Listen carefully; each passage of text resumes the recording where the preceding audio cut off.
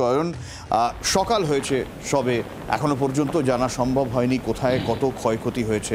রাতভর তুমি ঝড়খালিতে ছিলে, সেই রাতভরের যা তাণ্ডব তুমি দেখেছো তাতে কি মনে হয়েছে যে কতটা ঝড়ের দাপট সামলাতে হয়েছে এই ঝড়খালিকে?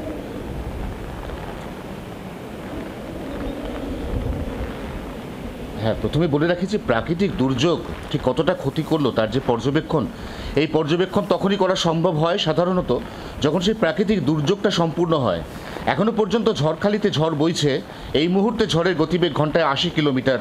আমি দেখাতে চাইবো আমার ক্যামেরা বন্ধু তরুণের মাধ্যমে যে এখনও পর্যন্ত কার্যত ঝড়ের তছনছ গোটা ঝড়খালি। কারণ এই মুহূর্তে আমার সামনেও আমরা সুন্দরবনের খাঁড়ি এলাকার যে ছবি দেখতে পাচ্ছি, তাতে আমরা দেখতে পাচ্ছি যে এখনও পর্যন্ত তীব্র ঝড়ের তাণ্ডব রয়েছে। তবে হ্যাঁ, যেহেতু ল্যান্ডফল প্রক্রিয়াটা রাত 12:30 থেকে রাত 2:30 পর্যন্ত অর্থাৎ 2 ঘন্টার মধ্যে সম্পূর্ণ হয়েছে, অতএব সেই তীব্র অভিঘাত, সেই অভিঘাত হয়তো এই মুহূর্তে আর দেখতে পাওয়া যাচ্ছে না। কিন্তু তার পরবর্তী সময় থেকে আমি নিজে আমার ঘরে ছিলাম গতকাল, এখানে সারা রাত কার্যত তীব্র শব্দের একদম শোঁ শোঁ করে আওয়াজ হয়েছে এবং তার সঙ্গে ঠিক এরকমভাবেই ঝড় বয়ে গেছে ঝড়খালিতে, যে ঝড় থামার কোনো লক্ষণ নেই। এখনো পর্যন্ত যে ঝড় চলছে সেটা থামার কোনো লক্ষণ নেই এবং হাওয়ার যে টান, এই টান কিন্তু এই মুহূর্তে গোটা ঝড়খালি, অর্থাৎ তুমি যে বলছিলে কতটা ক্ষয়ক্ষতি, সেই ক্ষয়ক্ষতি কিন্তু পর্যবেক্ষণ করা সম্ভব এর মধ্যে হবে না কোনোভাবেই প্রশাসনের পক্ষে।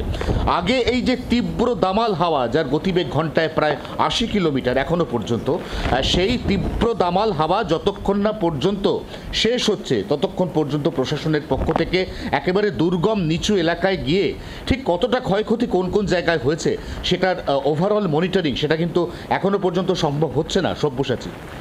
একদমই, এবং ঝড়ের দাপটটা যে এখনো আছে, লাইভ চলতেই অয়নের এই ঝড়ের সাথে যুদ্ধ করার ছবিটাও আমরা দেখলাম, যেখানে রীতিমতো এখনও ঝড় বইছে, হাওয়া বইছে, সঙ্গে বৃষ্টিও চলছে ঝড়খালি এবং বিস্তীর্ণ দক্ষিণ 24 পরগনার অংশে, উত্তর 24 পরগনার বিস্তীর্ণ অংশে, কলকাতায় এই একইভাবে ঝড় চলছে এখনো পর্যন্ত। ফলে যেরকম অয়ন বলছিল যে এখনো পর্যন্ত কিন্তু দুর্যোগ শেষ হয়নি।